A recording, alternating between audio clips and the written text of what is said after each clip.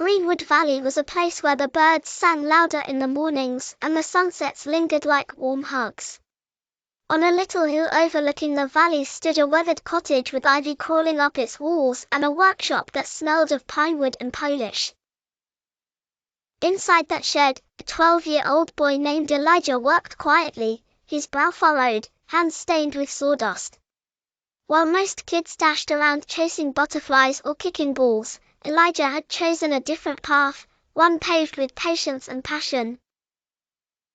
By his side was Grandpa Levy, a retired woodcarver whose fingers, though wrinkled, still moved like poetry. "Why do you keep making these wooden animals?" Elijah's friend Samuel asked one afternoon. "We could be racing our kites by the river." Elijah wiped his hands and smiled. "I like seeing something grow from nothing." Samuel shrugged. "Suit yourself." As Samuel ran off, Grandpa Levy leaned on his cane and said, "Don't let anyone rush your purpose, Elijah. The world needs steady hands." He paused and added, as he always did, "Show me a man who is diligent in his work, and he shall stand before kings, not mere men." The town square of Greenwood buzzed with excitement one bright morning. A trumpet sounded, and a royal messenger read from a scroll. "Hear ye! Hear ye! By order of King Bartholomew, the Princess Adira will visit Greenwood in 1 month's time. Each town shall present one gift, to be chosen by the mayor, that reflects its finest talent." Elijah's heart skipped a beat. At home, he turned to Grandpa Levy. "Do you think I can try? I mean, I'm just a boy." Levi placed a firm hand on his shoulder. "Greatness doesn't wait for age. If you pour your heart into your work, let it speak for you."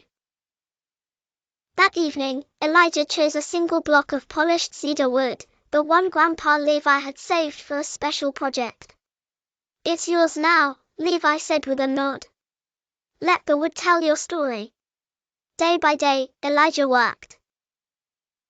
He woke before sunrise and carved until the stars blinked above. He gave up games, festivals, even his favorite pie at the bakery. He carved a tree, tall, twisting, and alive with birds, doves, owls, eagles, finches, even mythical phoenixes. Each bird represented a different value: hope, wisdom, courage, joy, and rebirth. He shaped the roots like clasped hands, symbolizing unity. On the trunk, in golden ink, he wrote, "Unity is strength, and strength is beauty." Sometimes his fingers cramped, and once he even cut his palm. But Elijah pressed on, his heart stronger than the ache. Grandpa Levy watched from the doorway, often smiling and nodding quietly. "That's diligence, Elijah," he whispered one night. "That's what takes you places feet cannot."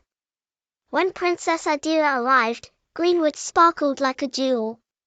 The people gathered at the square, each gift lined up on velvet tables, paintings, silk gowns, giant fruit baskets, and even a clock that chimed like a choir. But when the princess reached Elijah's tree, she froze. Her eyes widened. She touched the carved wings gently. "Who made this?" she asked. Elijah, standing behind the mayor, stepped forward, his heart pounding in his chest. "I did, Your Highness." The princess looked at him, then back at the tree. "It's breathtaking. You carved emotion into wood." The mayor smiled proudly. "This is our town's offering." Just then, King Bartholomew approached. He studied Elijah for a long moment.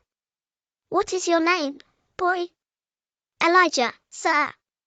"You are not just talented, you are diligent. And that is rare." He turned to Princess Adira. "What say you, daughter?" "I say we invite him to train with the royal sculptors," she said with a warm smile. The crowd erupted in cheers. Elijah stood, stunned. He hadn't just stood before a princess, he'd been seen. Please like, share and subscribe to my channel. Bye.